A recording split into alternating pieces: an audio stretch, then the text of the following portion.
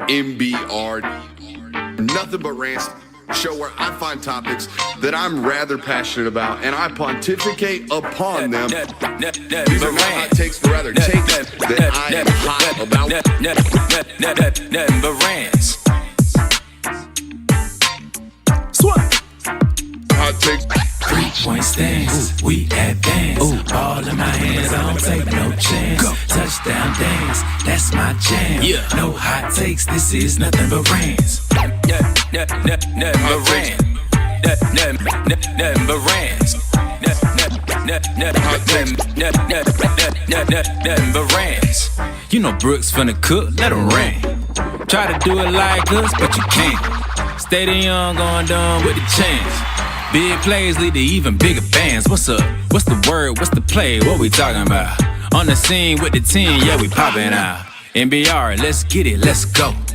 Film guy, get on ready for the show. What it is, what it ain't, what's happening? We gon' hit you with the stats and the facts, man. MBR, let's get it, let's go. Film guy, get on ready for the show. 3-point stance, we advance. Ball in my hands, I don't take no chance. Touchdown dance, that's my jam. No hot takes, this is nothing but rants. Nothing but rants. Nothing but rants. Nothing but rants. Hey, shout it end zone dancing. We about to start it up, this the anthem. That right, big rings got me handsome. Hold them up like we came for the ransom. I'm in the field, 2-minute drill. Highlight reel, let's review, what's the deal, okay? Watching footage going out of control. Buckle up, we got an hour to go, so let's go, that's straight heat. Ain't no chillin' around here, back that back, Nat Chance, how we feelin' around here? Got my whole squad in the building around here. If my name ain't on it, then I really don't care. Come on. 3-point stance, we advance. Ball in my hands, I don't take no chance. Touchdown dance, that's my jam. No hot takes, this is nothing but rants. Nothing but rants. Nothing but rants. Nothing but rants. The G on the beat, hey. Yeah.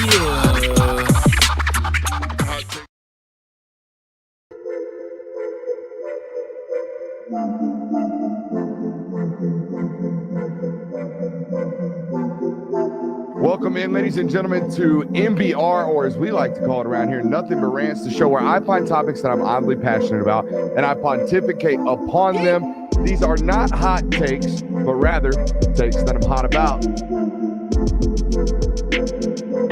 What's up? You really like that?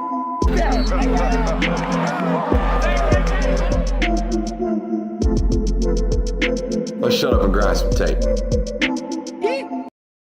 What is up, ladies and gentlemen? Welcome in. It's a Thursday afternoon, a little nooner for you guys. I guess I'm going to have to hit my man DJ Ology up. Ology, if you're listening today, I'm going to need, and don't spend a lot of time on this because we don't do a bunch of Q&A nowadays. I'm going to need like a random Q&A intro because that whole, 3.5-minute spiel right there, all MBR based, folks going to show up thinking they're about to get some rants, and they might bait me into some of them with the questions today. We don't do a Q&A a ton around here. What this was is it's January. There's plenty to write about, obviously. But there's also, no media availabilities. Brooks is kind of stuck in his mom's basement with nothing to do. So we're productive. That's what we're going to do. We're going to knock out Q&As. A college football game today. We got a live stream going for you guys today. We're going to do a watch along with that.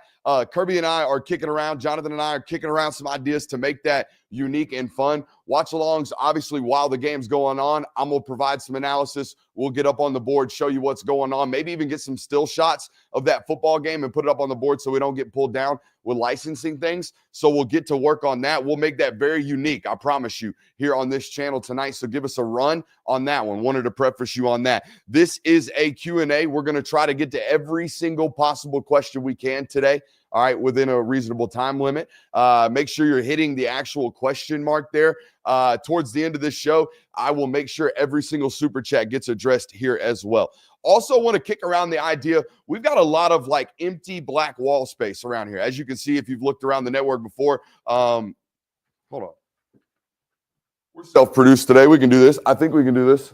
We got a lot of empty black wall space around here, okay, especially over here by the board. And what I'm thinking, guys, from now on, we might set a threshold on super chats or donations and might have you guys' usernames written up in silver Sharpie somewhere in the live shot. I think that would be a good idea or a good way to incorporate you guys who are so obviously supportive of this network, but incorporate you guys here actually in the camera. So you can say, you know, not only did I give this guy $20, but I can see my name on his board. Ain't that cool? I pressed the wrong button, but I can see my name on his board when I watch his show. So now, not only when you guys see me in person, out in public with your significant others, not only can your wives look at me and say, this is that guy I see on my television all the time, they can also say, this is that guy I see on television all the time, and you're always so excited to see your own name on the screen while you're watching. I think that would be a cool idea.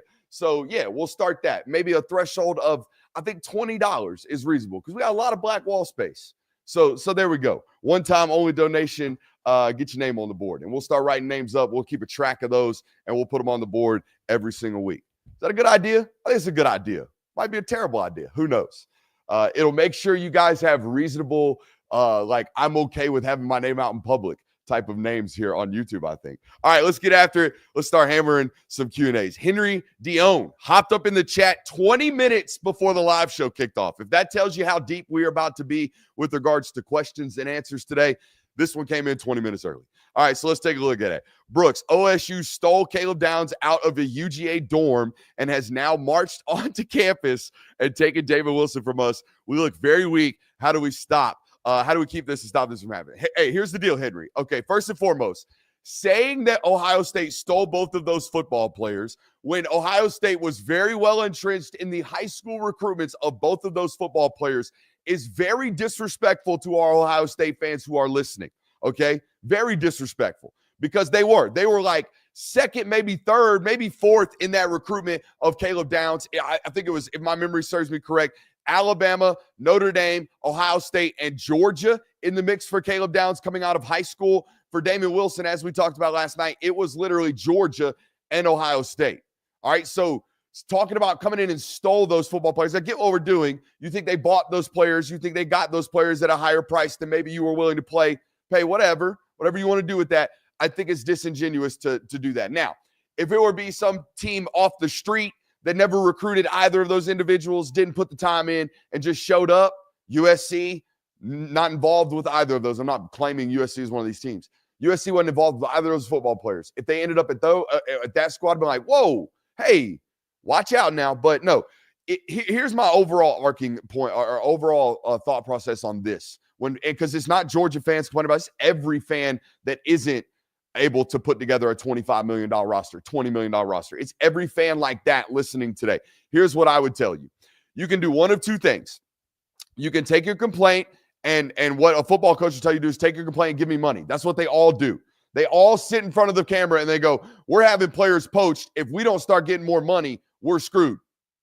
Correct. So either complain about it and put more money towards it, or do what Clemson's doing, in my opinion. Wait it out. I solely believe revenue sharing is coming our way. I do. I think the government is going to start helping because you are no longer going to be violating antitrust lawsuits. All right, here's how this works. House versus NCAA is eventually going to get settled. You've already agreed on the amount that you're going to pay out of revenue sharing. But the whole reason to agree to revenue sharing was so you could get governmental help to regulate some of these things. We have Wild Wild West, and that's the old cliche, but it's even different than that. In the Wild Wild West, if you killed somebody, at least their family members would come run you down and kill you too. There was some type of law and order. Ain't shit like that going on right now in college football. But I do believe the moment the government say what you want about them, at least they have full-fielded regulations. They can go wide scale, 50 states across, all right?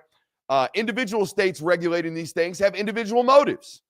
It behooves Governor Kemp to make sure them laws are favorable for them Bulldogs. Same thing out there in Texas, same thing out there in LA. Maybe not, right? Maybe not so much New York. Maybe not. So you see what I'm saying? Maybe not so much these areas and countries of the country that don't necessarily care so much about football, but the ones who do, we need some regulation, my man. We need some regulation out here and regulation quick. I don't think you need to go crazy about this whole they stole them from us thing, though. Back to the overarching point. I've just now realized why Q&A takes so long. There's one question. We're 10 minutes in. Let's get it. Henry, you already got one in. Let's go to Chandler next. With the draft declarations, Jared Wilson, it sounds like Drew Bobo will be the center for at least the next year. Any thoughts on his play when he was forced into action? Bobo, number 74, for the uninitiated, obviously the son of Mike Bobo. Played his high school football at Auburn High during Mike's time out there at Auburn. And that's when he popped on my radar as like that's a football player now. Locked some shit up against IMG as a senior at left tackle at Auburn High. All right, so that was when he popped on my radar as, no, this is not just some nepotistic thing that people are going to think it is. And then you watch his very first career snap at the University of Georgia. They run pin and pull. He runs down the field. Backside safety's running over the top. He murders a man. He takes a soul, okay? First snap ever. Violent, finishes, smart, always in the right spot. Is athletically limited, but what does it matter? You play center. We play in a box anyways. I like him. I like him a lot, honestly. Is he going to be a first-round draft pick? No. Is he going to be a very, very long-term serviceable starter? I think so. I think he can be that for the University of Georgia. And by the way, he's going to have to be, in my opinion. It's either that or my man from my man from Cartersville, Malachi Tolliver. I eventually get there nowadays. Used to, I just sit there and blank out. Malachi Tolliver, all right, and then after that, Cortez Smith, the freshman from Parkview. So you're going to have to play Drew Bobo to start the season, and I think that's okay. I think he's more, like I said, more than serviceable at the position. Again, guys, make sure we're leaving an actual literal question mark. You don't understand how many comments I have right here. You either get in with a super chat, make sure you get in there, you make sure you put a question mark. I'm skimming, all right? I am very much so skimming here. Brian Ackland says, UGA was able to find some tendencies in this Texas offense. Do you think Ohio State will be able to exploit those same things? How well do you think Texas will be able to correct those mistakes? I didn't feel like Georgia got to any tendencies in those football games. I think they had one explosive run in the football game, in the SEC championship game in the second half. Backside defenders got held a little bit by Gunnar Stockton. One crease down the sideline, 45 yards. That was like the only explosive, I believe, in that football game. First football game, only explosive created was flood into the boundary. They found a way to leak Oscar Delp down the sideline. Other than that, man, like Georgia scored 30 points in that first football game due to 4 of 5 scoring drives starting on Texas's end. It's not ideal. What that is offensive turnovers. So if you figure out how to turn that over, you're going to figure out the breaking of the tendency there. In the SEC championship game, I thought they manufactured scoring drives. Texas makes it tough. Texas makes it really tough. But Georgia don't have a Jeremiah Smith. So that discussion's kind of moot when you're comparing apples to oranges, all right? Because they got a dude, and Georgia didn't have one of those. And Monken was the first guy, and this makes sense. But Monken was the first guy to really like hammer home how important it is to have an X receiver. Listening to him talk, how much the words were dictates coverage. And whether this guy's a dominant Z, that's fine. If a dominant Z receiver, a dominant slot receiver, those guys make you pay attention in the middle of the field. All right. But if you're paying attention in the middle of the field, it still, helps you out in the run game. It still helps you out in the screen game. It helps you out in all the stuff I'm trying to attack in the middle of the field. If you're taking humans and putting them outside the numbers to take care of one player, it changes everything. It changes everything we do. It makes us lighter everywhere else on 80% of the field, as opposed to making us vulnerable where we're, in the middle of the field. All right. Hard to do. We got the board. I don't feel like going real heavy X's and O's on that. I think you get what I'm saying. Having a dominant X receiver makes things tough. Georgia State offensive coordinator Jim Chaney making moves. Shifting into an analyst role with the Panthers. So there we go. On to our next question. I love the, by the way, give me some college football semifinal playoff questions here. I really want to hammer these. How do you think Penn State will account for Riley Leonard's legs? You first and foremost do it with athleticism, okay? You hope that your linebackers can run with him. They definitely can. And the fear when you play a team that has a bunch of weapons or a quarterback that has the ability to run, you fear about playing man coverage, right? I don't have fears about playing man coverage as long as I know my fifth rusher that I'm going to dedicate anyways, because I'm playing man coverage. As long as my fifth rusher can run you down, I'm okay. I think the fifth rusher, every single one of the linebackers from Penn State, as long as they're on the right side of where the crease that he leaks out of is created, I think they can run with him and get him down. I'm talking about 41, whose name I always forget, who's played there forever. I'm talking about 0, and I'm talking about Tony Rojas. Okay, those guys can really, really run. Not necessarily 0, 41 and 13 can run this guy down. I wouldn't be terrified about it. Here's the problem, though. And maybe with more game tape in meaningful games like the one they played against Georgia, right? There were portions in that football game where I thought Georgia got Notre Dame into inefficient moments, right? 2nd and 10 plus, where the first play was not efficient. Okay, so we're in 2nd and 8, 2nd and 9, 2nd and 10, 2nd and 12. Oftentimes passing downs in college football nowadays, you'll get a drop back passer, right? Notre Dame was using his legs at that point in the game to get them back into 3rd and 4s. Because 3rd and 4s we can live in when we don't have super weapons outside, and we have to be able to, every option is available. We can run, we can pass, we can get something out of the quarterback's hands quickly. We don't have to drop back pass game. Those are winnable situations, and they force or use Riley's legs to get into those situations instead of trying to convert 2nd and 12, if that makes sense. But maybe what I was trying to say is maybe with more meaningful snaps, having seen those, when dummies like me can notice that, the defensive analyst from Penn State probably has seen that too, and maybe they can load up to stop those things. I think it caught Georgia off guard, rightfully so, because they haven't played a meaningful football game like this and had to use him like this since – win. You know what I'm saying? So there's that. Since A&M, let's see here. Generally speaking, what's the best way to see run fits and coverage live while watching? If you're watching the TV copy, make sure you're watching replays on long runs. Other than that, you're going to have to go watch the Skycast. Overrunning is easy to see, at least for me. A lot of these teams are running stretch and wide zone nowadays. So if you see a linebacker who has out-chased the back,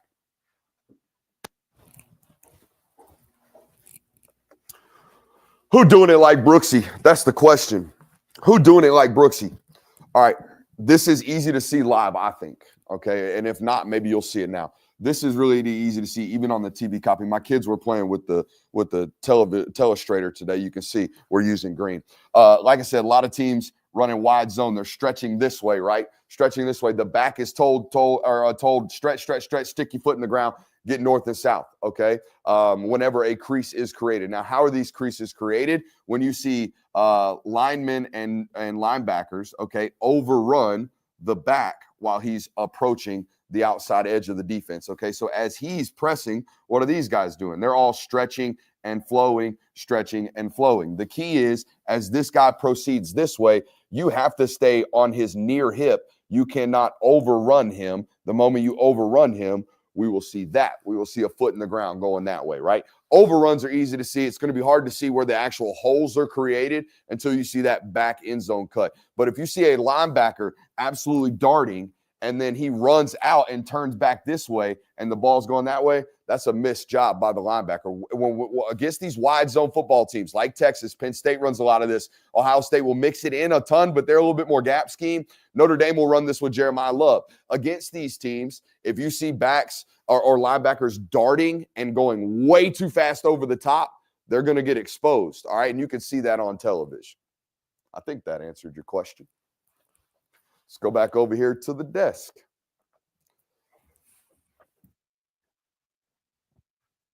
All right. Ooh, a little shock on the microphone right there. They just know I'm bringing that heat. Let's see here. Brian, you got 3 in a row. Let's scroll down just a little bit here. Am I missing any super chats yet? Yeah, Hunter Lacey already gave us one. Give us your best argument against the Bobo hate. So I don't get emotional on these things because I'm not tied to winning losses like fans are. And when I watch a ton of film.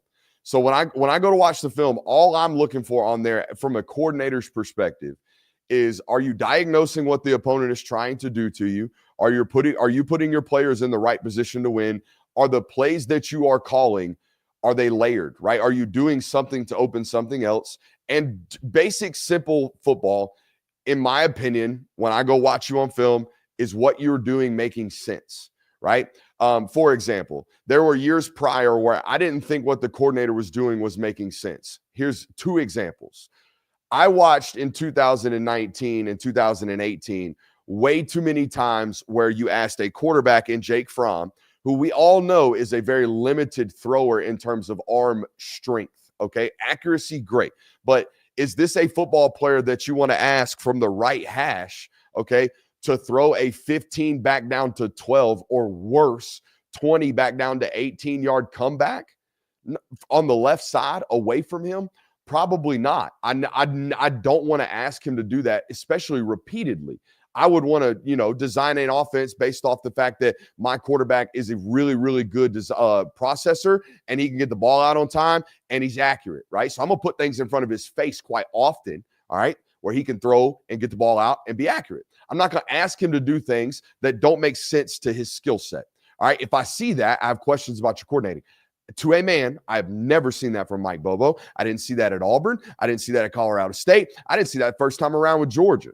All right. Also, the thing that I like about Mike and the thing that you're going to experience as a Georgia fan this year about Mike, his offense is year to year change based off the player personnel that he has.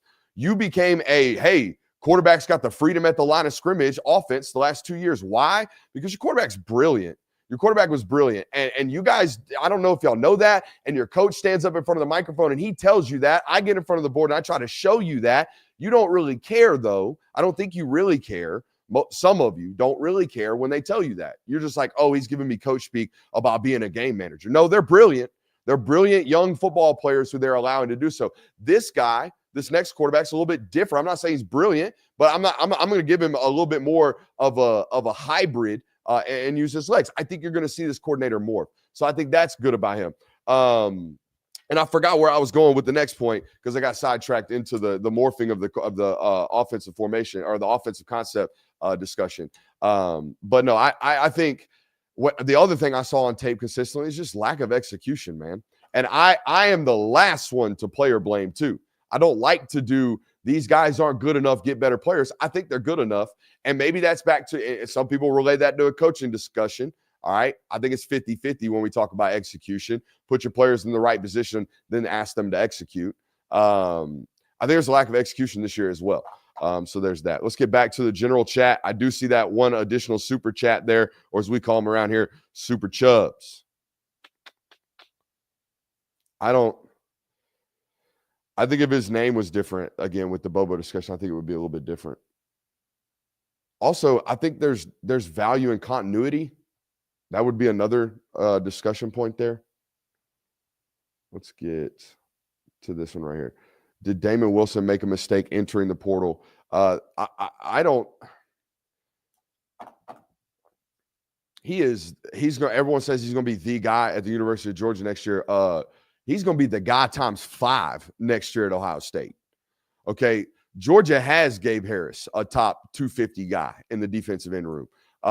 Georgia's got Joseph Jonah and Jonier in that building, right? Georgia's got Quintavious Johnson in the building.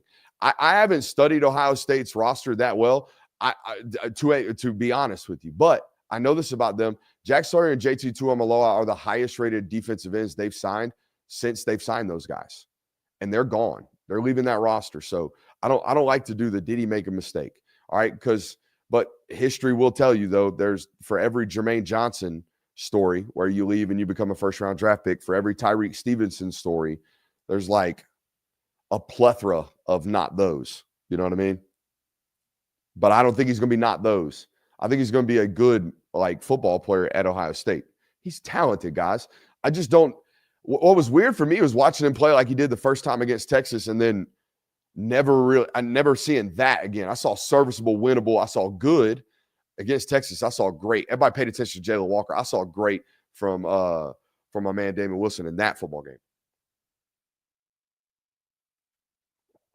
I'm just now realizing we might be here a while, and that's okay. I hope you guys are enjoying it. Hey, yo, he made the live this early. That's awesome for you guys. That's what I do love about a good nooner. Some of you guys that work night shifts can't tune in during the nighttime. What scheme should UGA add to diversify the run game? Give me some type of wide zone. Give me some type of ability to stretch defensive linemen and not have to bang my face against them and move them vertically. Okay. That's it. But I don't know if that's you guys. It's never been you guys. Since I've been here, I've never seen it. You guys get to, we're trying to run around defenses. Y'all get to them with literal end arounds, jet sweeps occasionally back in the Monken days and especially the Coley days. Oh my God. The James Cook in jet motion, they go hand him the ball off. I mean, every time. Go put him in the slot. Why is James Cook in the slot out of 21 personnel?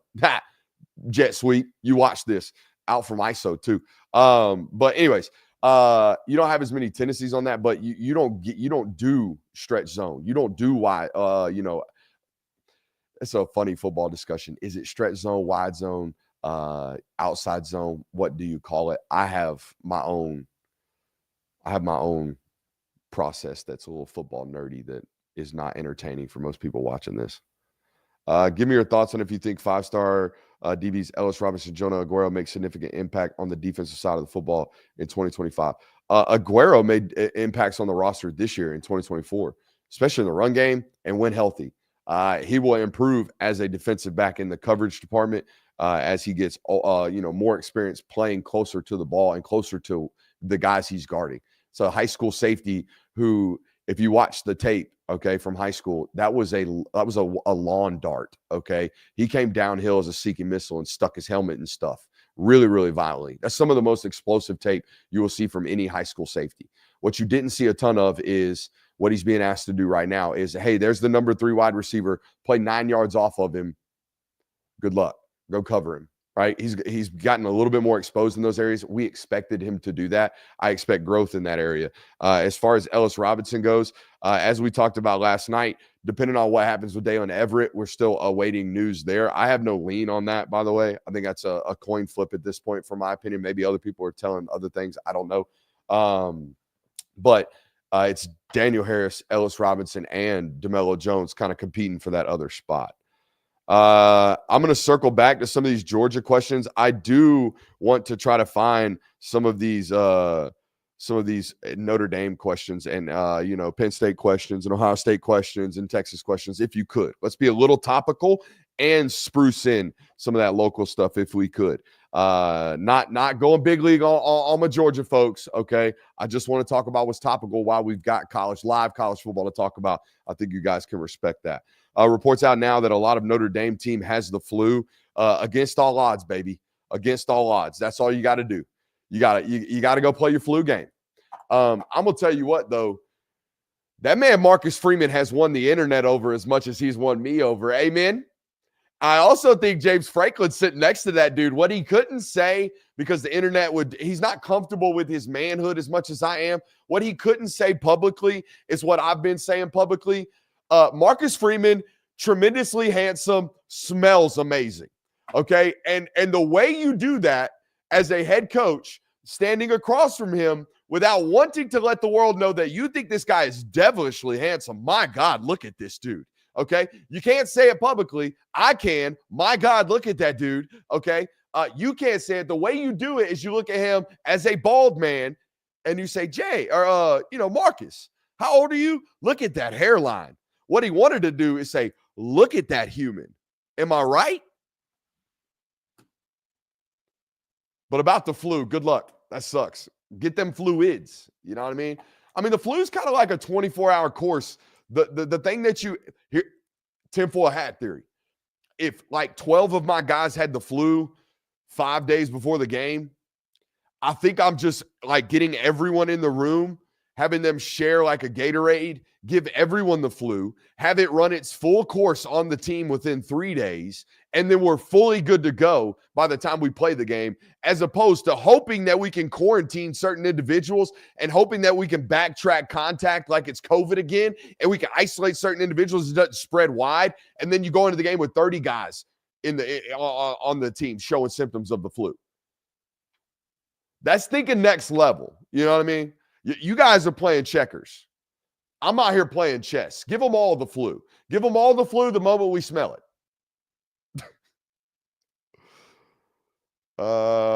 2 national questions. Let's go, Georgia. Oh, no. Let's stay here.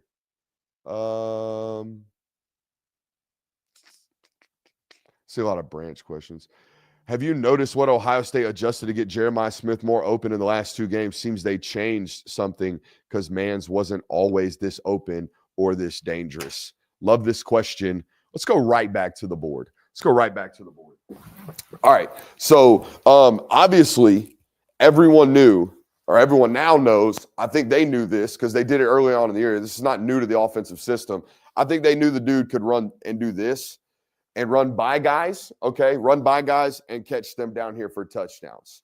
That's nice and simple. Everybody knows that they were going to eventually be able to do that with the 5-star wide receiver in Jeremiah Smith, okay?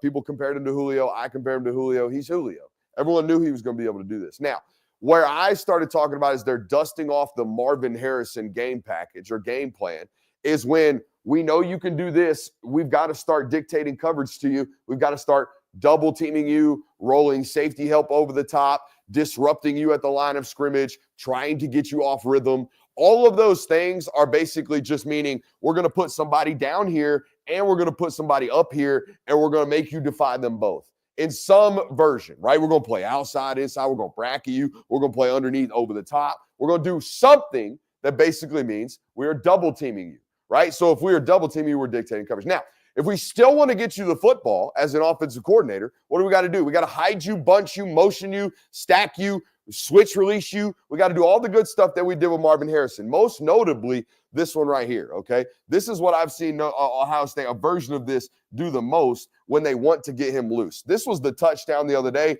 They hopped into 12 personnel, attached tight ends, and then got him right here. When they hopped into 12 personnel, I believe they might have been in pistol. Okay, so it almost presented like I formation. When they hopped into 12 personnel like this, that's 5 offensive linemen, 6, 7, 8, 9, 10. They had a Z over here who I think they actually motioned back over here. Either way, that's what we got going on right here. He's hidden right here.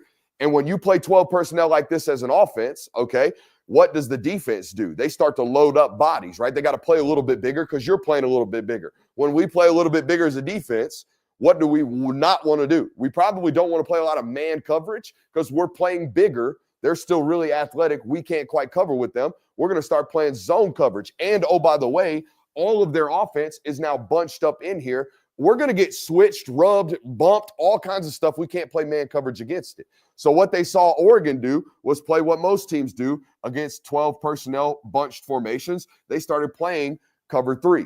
And the moment they saw him playing cover 3, now we've got what? An underneath defender, and all these guys are probably told to reroute Jeremiah Smith in the game plan. If he's hidden right here, make sure we get hands on him as he gets off the line of scrimmage. They failed to do so. He ran up, stepped on the safety's toes, sold him toward the open part of the field, and broke him off towards the end zone for a touchdown. Okay, that is the play that they ran. Now, the other thing that they tend to do in this offense, in this formation with this guy or this type of receiver, the type that was Marvin Harrison Jr., is what they're doing right now with Jeremiah Smith as well, which is, okay, he's right here. Now, instead of motioning Emeka or motioning whoever's at the Z, now let's run him behind the line of scrimmage, snap the ball as he's crossing, all right, and run him into a flat. Or do it vice versa, okay? Get him the ball out in the space with the field, okay? Ball on the left hash here. I'm running really, really fast right now, guys, and I hope you're retaining a lot of this information. Do it that way, or another way to do it is to run him closer to the line of scrimmage and then drag him across like this right here, okay? Let's go back, erase that. Okay, have him maybe over here extended, run him towards the line of scrimmage. As the ball snapped, run him on a drag instead of an arrow. All makes sense? Those are ways as an offensive coordinator that you can defy all the, oh, just put 2 guys on him. Hey, thanks, buddy. No shit, right? Appreciate you. They're still getting him open. All right, they're still getting him open, and that's what good coordinators do when they got great football players who are attracting great coverage. I hope that's all going well in terms of the production quality there, because I can't quite check it in-house by myself as I'm doing it myself. So hope that's all going well. Let's hit some super chubs while we got them. Hey, Brooks, am I nuts to think that Pug will be the man in 2025? IDKY. I just have a feeling Mans can sling it, and he has swagger. We haven't seen it in a while. I'll hang up and listen. Too much coffee. Actually, I say that all the time. I'm under for you folks wondering at home. They're like, damn, dude might be on cocaine. I'm not. I'm on less than 600 milligrams a day of caffeine. I think I just love this shit that much. Is that a crime? I'm not like Dan Campbell. Dan Campbell's like 1,800 milli vanillis a day. Okay. I'm under 600. Couple cups of coffee and maybe a rain to close the day. But hey, don't be judging me. Okay. Back in my day as a construction worker, we were hammering the stirs like my man Jonathan. Okay. That was unhealthy living. Back to this question.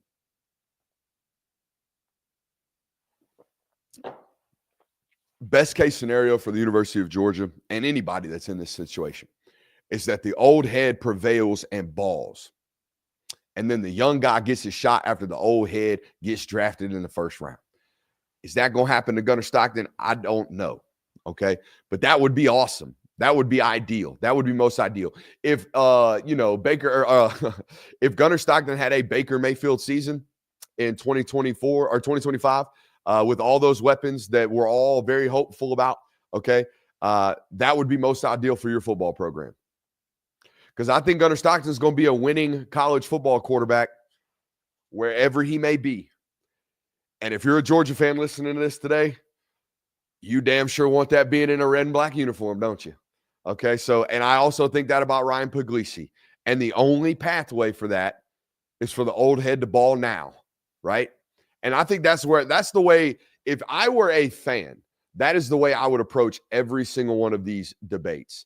The guy that my coach, who spends 365 days a year and his job is on the line to make sure he makes the right decision, once that guy tells me the pecking order, I would root for the order to win out, especially if it's aged correctly, right? If it's junior, redshirt freshman, please, for the love of God, let the junior ball here so he's not balling anywhere else, all right? Unless the sophomore is undeniable. Undeniable. If the sophomore just absolutely flat out wins the job, then you play him. You know what I'm saying? That's how I would operate as a fan. Let's hit Josh Armstrong right here. Super chub. Have you ever seen a UGA roster as loaded with weapons as 2025? We were expecting a GT Haynes King style offense, but could they be opening up more into a more spread style, high power offense? I don't mean to look, just like Kirby was last night. Look, I'm very optimistic about the football players that they added in the room. I think Noah Thomas is going to be really, really good. I think Zachariah Branch is really, really good. But we do this. I feel like you and me, we do this every year. Maybe not this past year, but I feel like every year we enter the year with a tremendous amount of optimism for the talents that are in the room. And then they just, and by the way, they were too. I don't call people out by name, but there were people in that building calling my phone telling me the NFL sources think Dylan Bell's friggin' Deebo Samuel. I don't think he's going to be Deebo Samuel, guys. Maybe. I don't think he's going to be. They thought he was going to be like, hey, go ball out this year. We're going to design some stuff for you this year, and you're going to go be a high top 60 eval. That's what I was hearing preseason. Right? So, like, we're always optimistic about it. You're always optimistic about it. They are always optimistic about it. I'm at the point now with a lot of this stuff with regards to optimism, having done my job 6 years now. I'm at the point now where it's like, I'm a show me guy. Shout out to Mizzou. I'm a show me guy from now on. And I'm damn sure not going to tweet positively about you because that's going to curse you for eternity. We got a Twitter question from Jordan Bishop. Will anything Texas did in the first half against UGA in the SEC ship also give Ohio State fits? So what did they do in the first half? Here's what they did in the first half. They designed a man beater with Matthew Golden early. Got about 25 yards. The rest of the good stuff in the first half were one of two things. Show me the film if I'm wrong. 10 back down to 8-yard hitches that Georgia gave up early in the possessions, playing off-man coverage. And then the moment Georgia walked down, Matthew Golden won a bunch of 50-50 balls in that first half.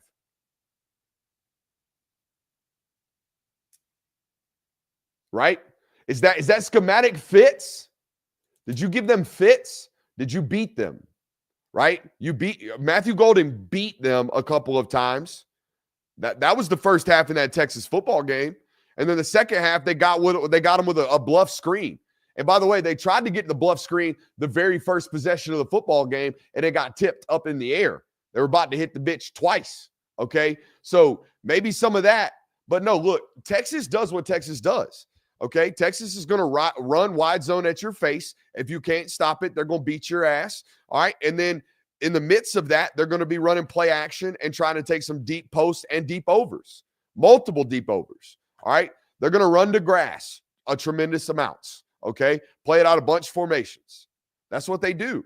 They're not like they do what they do. You're going to have to stop it. So yeah, maybe they can give them fits, but like I said, I don't think the scheme gave Georgia fits in that first half. I think Matthew Golden gave them fits. I think Matthew Golden's given a lot of team fits, and I think he's a good football player. So maybe that can happen. Let's see here.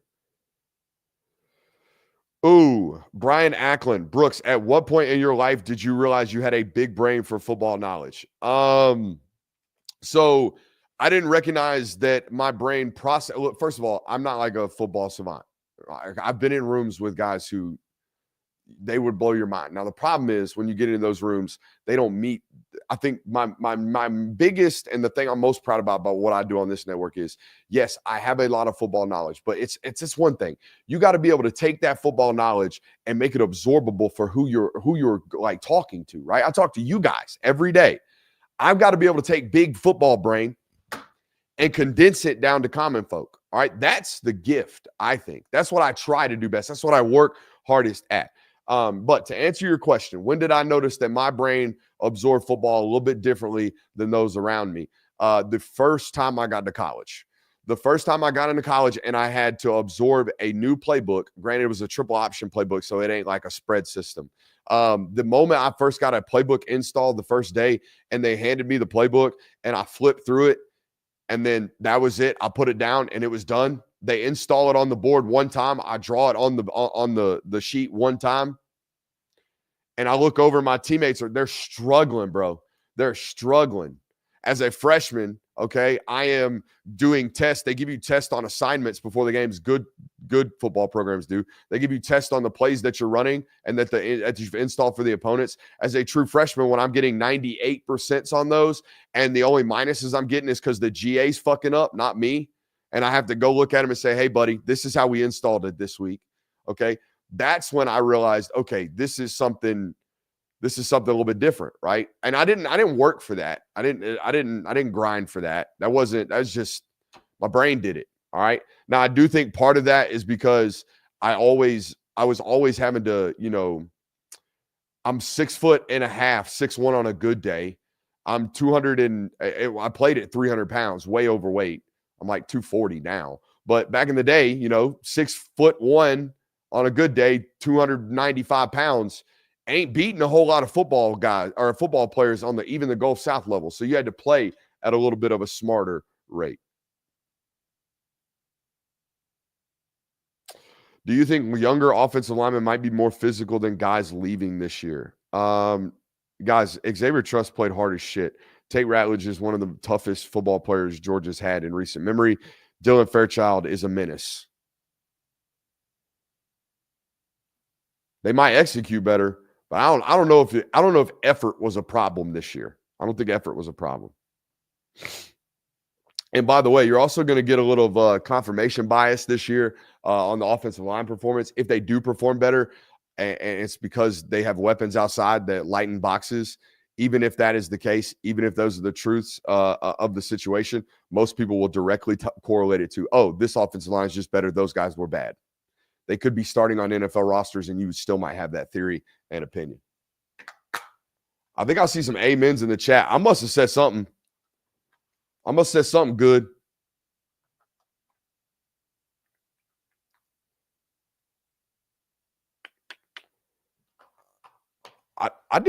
Hey, first and foremost, this is accusations. This is from early back in the channel when I said Marcus Freeman smells amazing. Marcus Freeman, for clarification, I have never given him a waft. First and foremost, I don't want to hear this, okay? I said looks like. Marcus Freeman looks like he would smell amazing. Tell me I'm wrong. And I'm telling you, you're wrong. What's Brooks cooking for lunch today? Probably 6 scrambled eggs. With all the guys leaving for the NFL and the UJ's offensive line, do you think there's a sign of coaching change is coming? No, I do not believe so. Is Brooks solo right now? Yes, I am. I only asked because that was a quick camera change. Yeah, I'm all in here by my lonesome. It's just a couple buttons. Work can wait. Work that Benjamin, baby. Got to. Can Notre Dame cover one handle Tyler Warren on an island with a safety and a linebacker?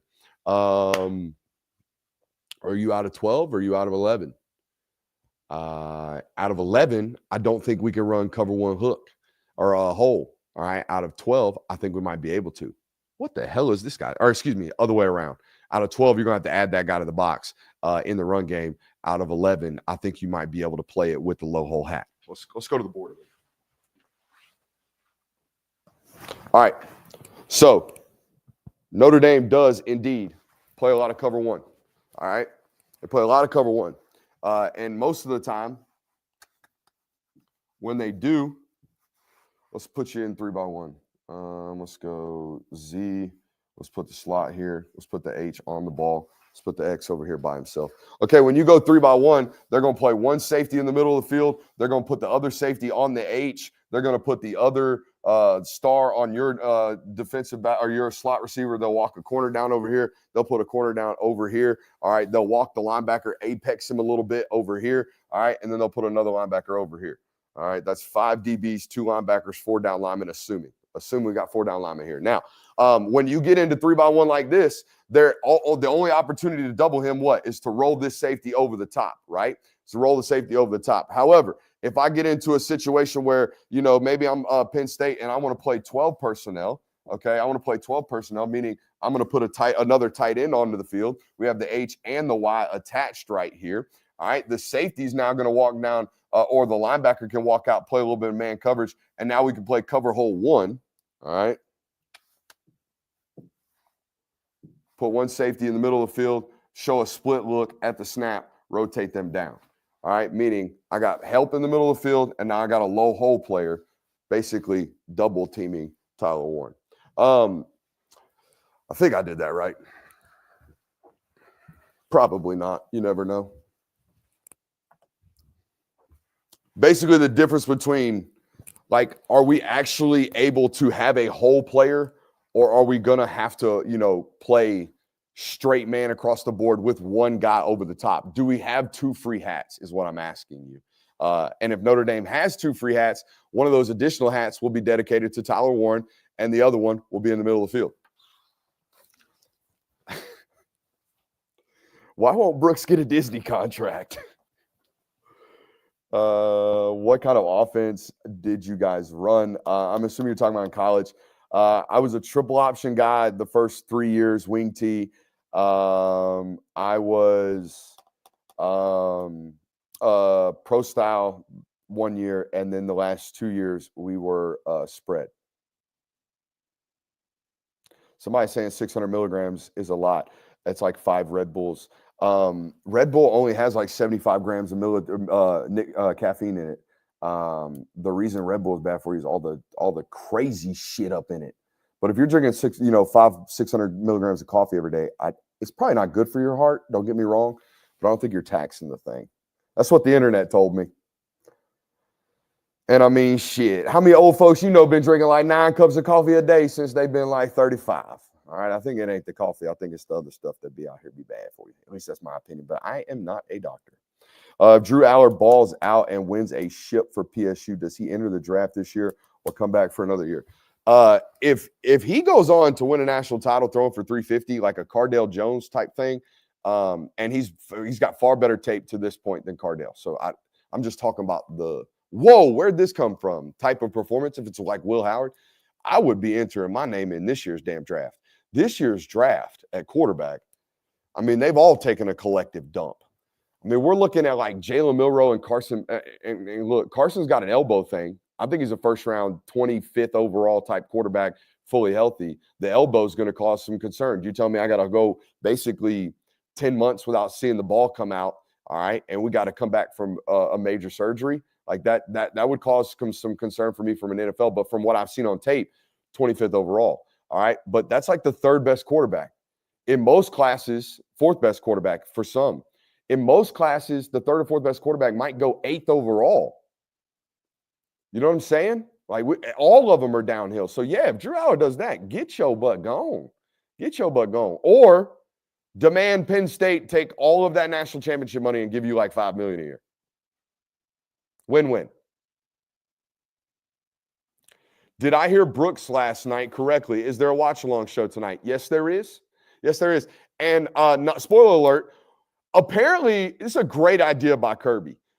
Apparently, we're going to get to know each other. We're going to get to know the show tonight. In the commercial breaks, we're going to play some games with one another. Hey, yo. I had to make that inappropriate, didn't I? Good God. We're gonna find out about our co-hosts tonight. You know, maybe some favorite movie trivia and some breakdowns. As the shit's going down during the commercial break, while people are learning about, you know, erectile dysfunction pills, you guys are going to be on the Watch Along show finding out why did they get Tyler Warren wide open? How did that happen? The boy going to be on the board showing you. How about that? Tyler Atkinson will be a top 10, 15 pick. I don't hate the take. He's the most talented and easiest eval at the inside linebacker position I've ever had in the state of Georgia. So that's since 2019. There's been some pros come out of this state since then. I hate that I'm starting to like Brooks. This is how it happens. This is how it happens, man. There is an abrasiveness about me, okay?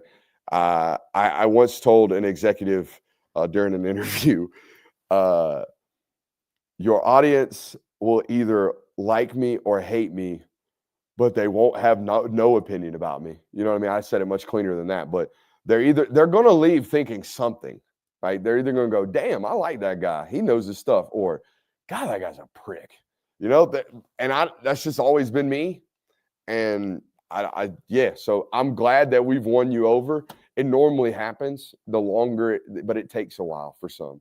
But if you give me the opportunity to hate watch me, eventually I turn you. I ain't even looked at the timestamp. We're 52 minutes into this. Let's see here. Let's get to some super chubs. Make sure I don't hit it or miss any of these. Nick, I think you're next. Do you think we see UGA play some exotic 1-5-5 prow in special passing situations, and what it looked like in your opinion? I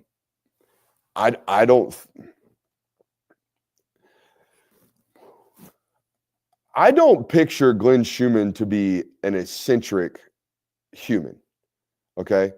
I think I'm using that word correctly. I picture Blake Baker as one of these. Like Blake Baker's like up late at night thinking like, what new shit can I invent? I think Glenn Schumann is looking at an opponent and going, what in my Rolodex that my team is very comfortable doing and has done for a while and is in the system? What do I do that's real? What do we do well that will cause these guys the most harm and give them the most problems?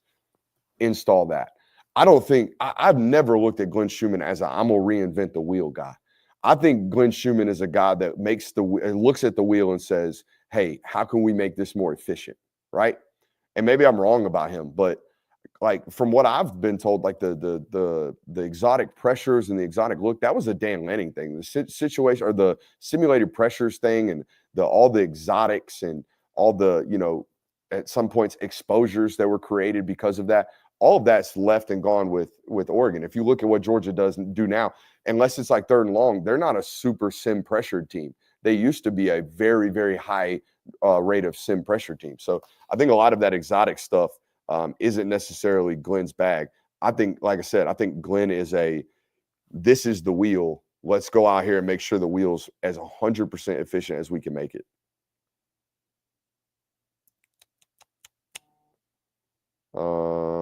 What's up with D. Wilson going to Ohio State?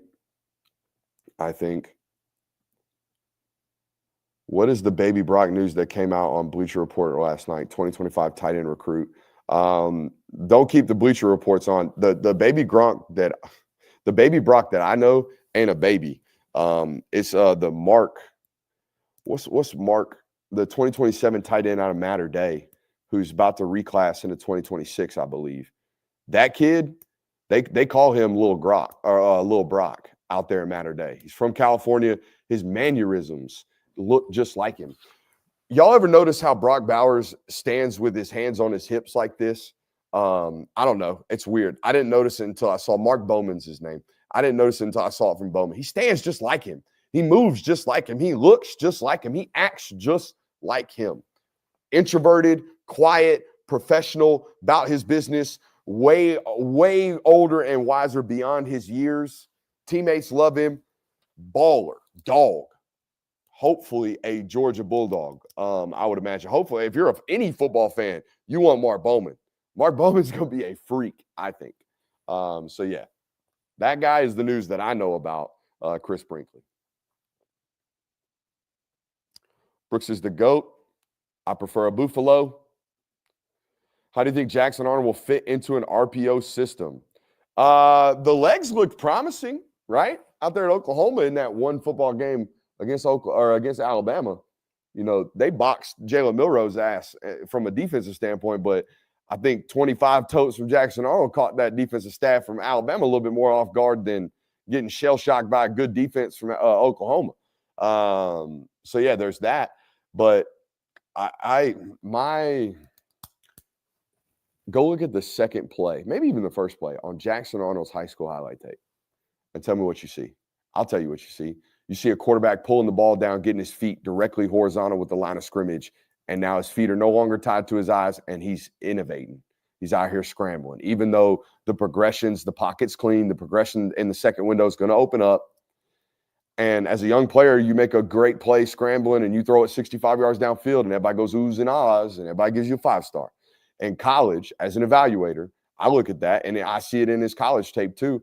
I do not see an ability to fully progress. Now, the great thing about an RPO system, we don't have to go 1, 2 to 3 to 4 to check down. We don't have to do that.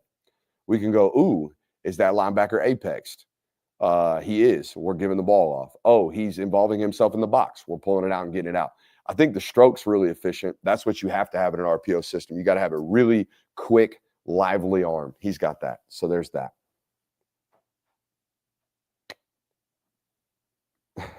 Not gonna lie, I thought you were a prick until you started giving Notre Dame their props.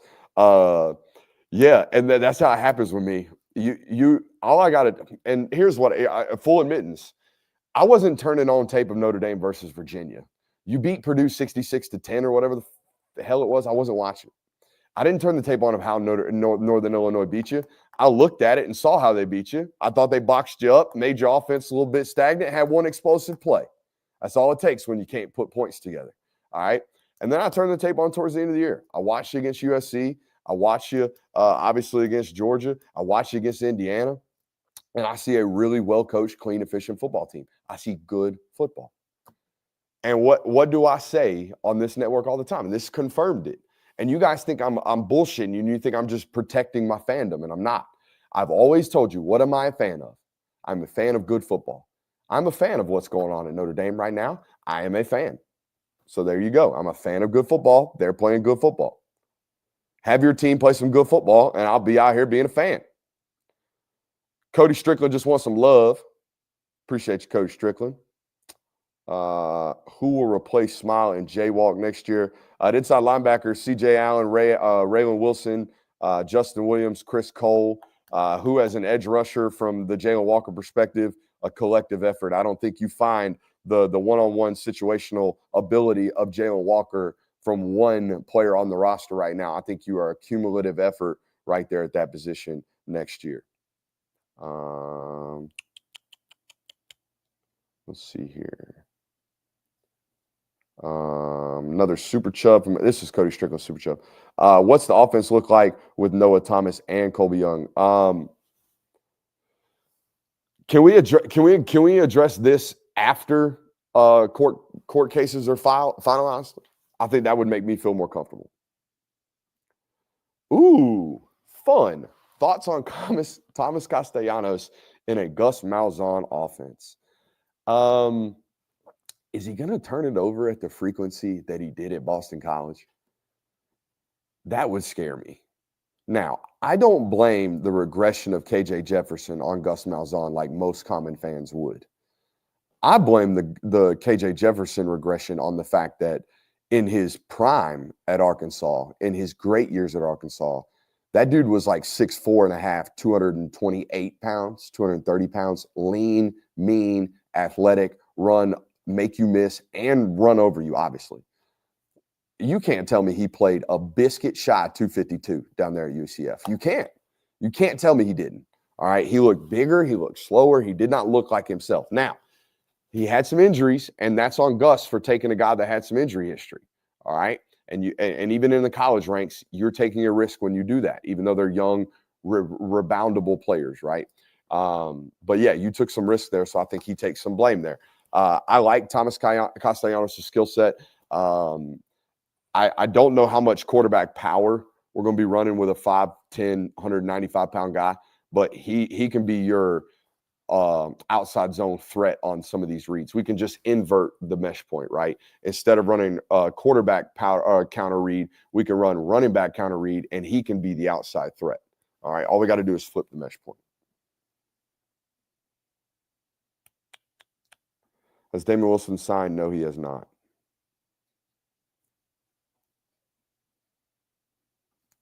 I enjoy good football. Brooks knows how to draw it up, and he knows how to make it entertaining. I appreciate that, man, for real. Is J. Will going to be back tonight? I think. A re-ask here. I'll get to you, Colin. Do you think Drew Cronick's system will work in the SEC? Now, this is where Brooks gets exposed for not even know who Drew Cronick is. Oh, it's my man from Navy. Where did he? Huh. Where did he sign? Who man? Where's Drew Cronick now? Because the internet's telling me he's still with Navy from 13 days ago.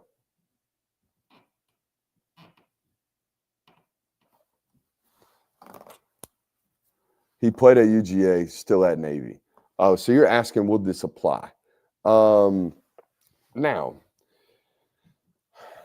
I think as long as the quarterback in those systems can actually threaten defenses with the pass, and the weapons that you're recruiting in those systems can win.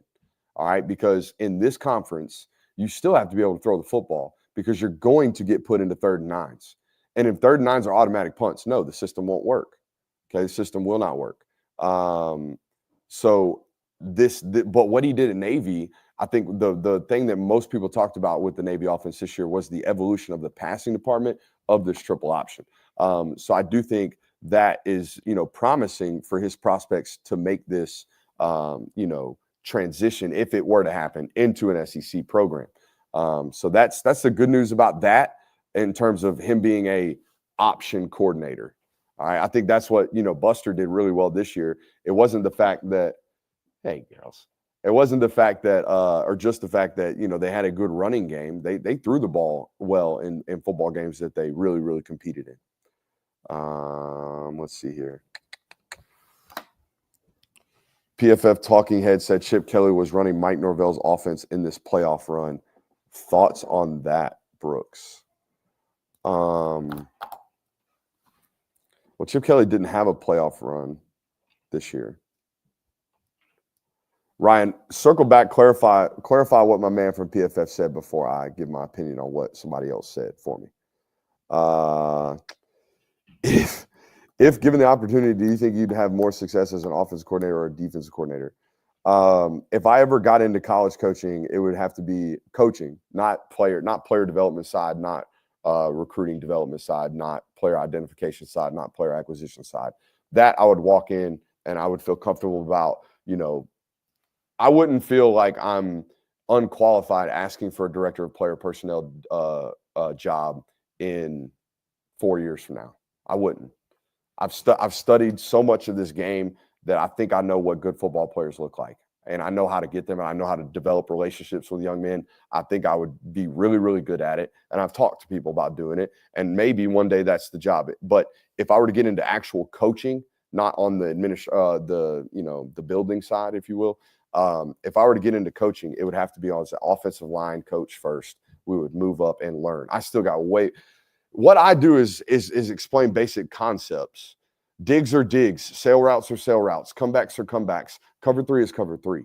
It's a whole nother other thing to be able to design it, coach it, install it. There's so much learning. I'm not arrogant enough to think that I would have success doing that stuff. No. I think what I'm good at is analyzing what's happening. Even during the game, I think I can see the game well, but I'm not a play caller. There's so many years of development into that before I would be willing to even ask for those responsibilities. That's crazy to me. I'm not that arrogant. And not in my skill set. I think as a result, back to the Gus Malzahn Florida State question. What is your favorite team to watch on film? Basically, which team scheme do you really enjoy breaking down? At this point, it's a year-over-year thing for me, which more ties back to coordinators and what they're doing. Defensively, I've always found Venables to be really fun to study. The amount of things that he's able to do, the amount of different coverages he's able to put in, the amount of different fronts and exotic pressures that he's able to put in, while his players clearly retain it and they remain gap sound. I've always been fascinated by that. I enjoy watching that. I enjoy watching coordinators layer concepts. But I think the thing that I find in doing things that I enjoy the most is when I watch like that Noah Thomas breakdown where I see, this is what I really enjoy. Okay. And this is how I know, at least I think, this is what makes our show unique. Okay. When I see early in the football game, Noah Thomas is lined up over here. They have a slot receiver. All right, they got an H over here, and they got the Z attached to the line of scrimmage. They're in duos, and they motion away. All right, early on in the football game, I noticed that, hey, Auburn has the nickel squeezed down here, and then at the snap, bail up underneath Noah Thomas, and they play over-the-top coverage on him. And then I start to see, all right, are they going to remain doing this? And then 45 plays later into the study at 1:30 in the morning, I see the same exact look 45, 50 minutes later into the study of mine, and I see the same look, and then I see a different coverage, and I see Texas A&M expose them because they dared to play MEG coverage, man everywhere he goes coverage. When I see things like that, that's what I really enjoy. A couple years ago, I watched Chris Smith take a very, very important key step, all right, meaning a key read pre-snap. He condensed his alignment just by a little bit, and that was the key determining factor in him tipping a ball in the SEC championship game that Smile Mondon ended up intercepting.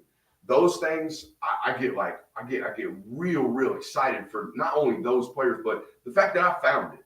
The fact it's like a Where's Waldo thing for me. That's what I get really excited about when I think I have found something that happens, right? And it's a key determining factor to why something broke down. Not just, oh, great play, but why was it a great play, man? Those things give me the goosies, as we say around here on the network.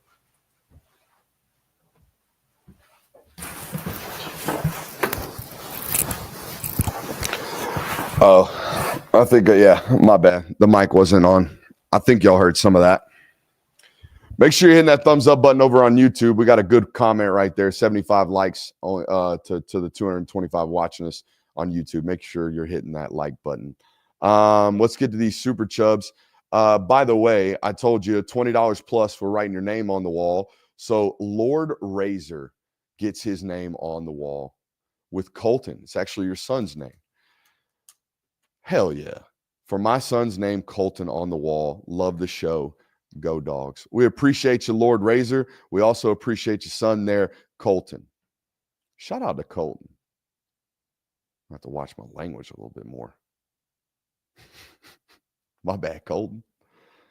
I think we're good. Are we good? I think we're good.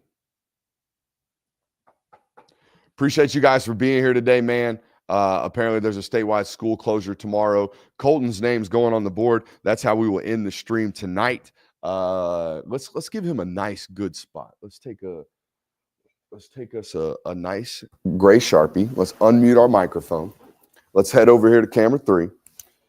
And we're going Colton. All right. And we're going Colton right here, first spot next to the Buffalo. Let's make sure we're in the camera shot. Kolton, my boy Colton. First one gets an underline. First one on the board in the shot. There you are, Colton, my man. We appreciate you guys for being here today. Don't know what we got. Oh, I know what we got. I'll see you tonight. I'll see you tonight at 7:30, kicking off live with our watch along show right here on this network. I appreciate you. I love you. I'll see you another time. I'll see you in about, 6 hours. Bye.